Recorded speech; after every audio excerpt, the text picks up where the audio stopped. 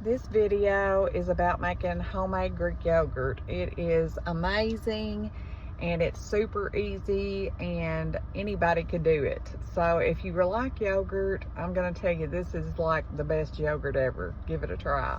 First off, all we're gonna do is get our milk up to 150 degrees. And then we're gonna cool it back down to 100 degrees. Right now we're getting close. Oh, we're there. We can go ahead and turn this off and we're gonna let it cool down to 100 degrees. Once our milk is down to 100 degrees, we're going to add 2 tablespoons of our homemade Greek yogurt. You could use, starting this, any kind of plain Greek yogurt, but I always just save me 2 tablespoons of my homemade Greek yogurt to add back to it. She actually gave me my first starter for this, but you would think that just any store-bought Greek yogurt with live cultures would work. Okay, now that our yogurt is down to temperature, I was gonna also say I use my crock pot. I think she said she used her Instapot, but I don't use it for that. So I just get my crock pot warm. I put it on the warm setting. This has worked so well for me. Now I'm going to get this. I have a little dab of yogurt left. This just don't last long around my house. I have a little bowl every day for a snack, and it's about 2 big tablespoons. We're gonna just stir that in, our milk, and get it all mixed in good.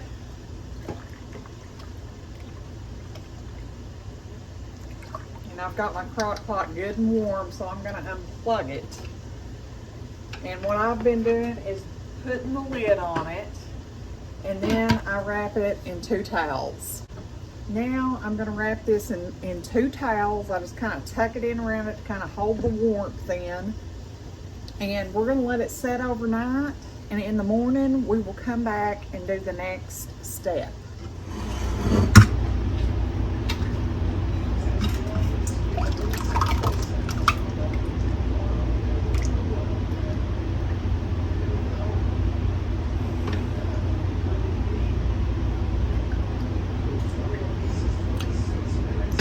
And we're gonna put it in the fridge for about 8 hours. Got our yogurt finished, so I was gonna show you what that looked like. Like I said, this is the best yogurt I've ever ate in my life. My friend Diane Coleman gave me this recipe, and I make it multiple times a week, really. What I do is just take it and take a spoon and spoon it off of the cheesecloth and put it in a bowl here. And then I'll wash my cheesecloth out and actually wash it. Sometimes I can just pick the cheesecloth up and just dump it in my bowl here. That's what we're gonna do with the rest of that. I mean, I'll be eating on this for a few days and then I'll start another batch because it's that good. I just want to show you how thick and good this yogurt, look how thick. It is just the best Greek yogurt I've ever made.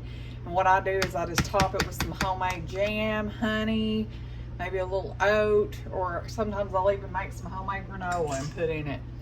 But it is fabulous. You should give it a try.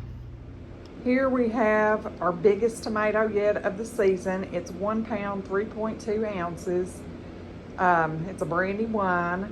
It's not quite ripe yet, but I plan on just sticking it in the window for a few days. I just didn't want anything getting it. We've been picking hornworms like crazy.